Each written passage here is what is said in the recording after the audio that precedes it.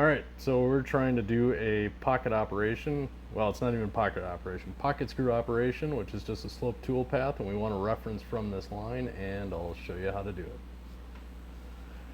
I've already been through this and figured out how everything has to go. That way the video goes a little more decently and I don't look quite as dumb. I do need some information though, so I need the rise and the run of our triangle here. So in this case, our rise, which I gave a variable of Ri, is 7 3/4. Our run is going to be 16 5/8. We called that variable Ru. I want a start point to the center point of my tool path, or the center line of the pocket screw operation. Currently that's set at 4. We're going to set that at 2. And then OS is just offset, and I currently have that at 5 inches. So let's go to the part, edit, operations, get rid of all these guys that we've already done. Tool path, slope tool path. Point 1 is going to be the start of our operation. I usually set that at 0. I'm going to do a 3/8 down spiral for my pocket screws. It's the only thing that tool gets used for. The second point, I want my depth at 3/8. And I know this point right here is 6 3/8. And then it is in 16 3/4 in Y.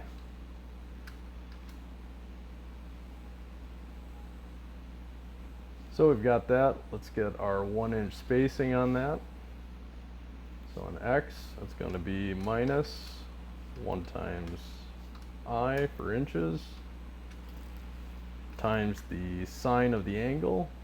And to get the angle, we use the A tan of the rise over run. Box that out correctly. I'm going to copy this. And then in Y, we're going to do the same thing, subtract it, but instead of the sine, it's going to be the cosine. Double check that. Yep, so that lands at 1 inch. The other thing I'm going to do right now is I'm going to turn off high detail because I want to work just in the, so I know where that line is, so it falls where I want. Edit operations. Next thing we want to do is do our start point. So here we're going to go start, and that's going to be times the cosine of the angle, which is A tan rise over run. Box that out correctly. I'm going to copy that again. And then Y. It's going to be minus the start times the sine of the angle. Now you could flip Ri and Ru for sine and cosine and come up with the same answer. Let's just make sure. So that falls right where I want it to.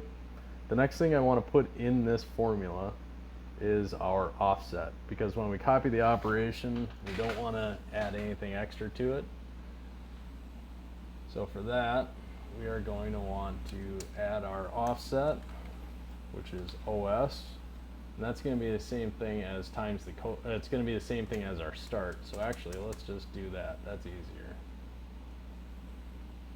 It's going to be the same math as our start. Let's just go OS, not SO, OS, and then I'm going to box this out, and then I'm going to multiply this by 0, and just for fun, just because our formula is getting kind of long, I'm going to put that right behind that 6 3/8. So this right now, because it has a value of 0, just is 0. So in Y, put this in there. It's going to be the same thing. It's going to be minus the start times the sine. Excuse me. It's going to be the same trig, except for a different variable, OS. Same thing, we're going to box this out and go times 0. Need to put another one in front. Hit test. Perfect. So, to get this point, because we have 1 inch here, I start mine 2 1/8 apart. So I can take the X, select this whole thing, copy it, cancel, go here. So wherever our 1 inch is, right here, I can change this to 3 1/8 because I'm 1 inch away from there plus another 2 1/8. So that gives me that. Go over to our Y, copy that. Where's my 1 inch? There it is. Copy that. Go back here. Ooh, wait a minute. I want the whole thing. Oh, I just bumped something. Bad. There we go. Y. Select all, copy.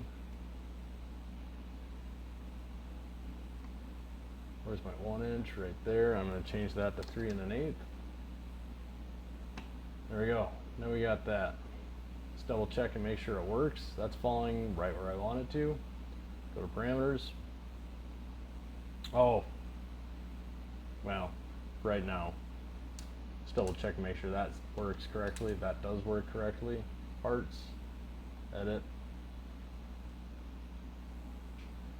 So we're going to take this operation, copy and paste, and then we have to go to each point's X and Y and change this 0 to a 1.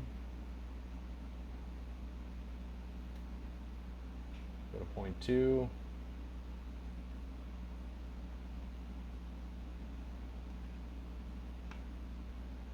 Select this guy, copy and paste that again. Now this is going to become a 2.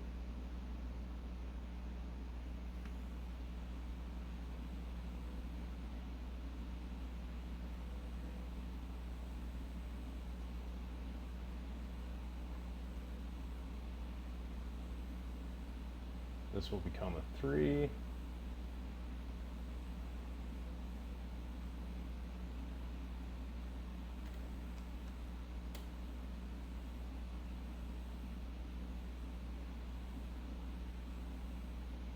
I get lost sometimes. There we go.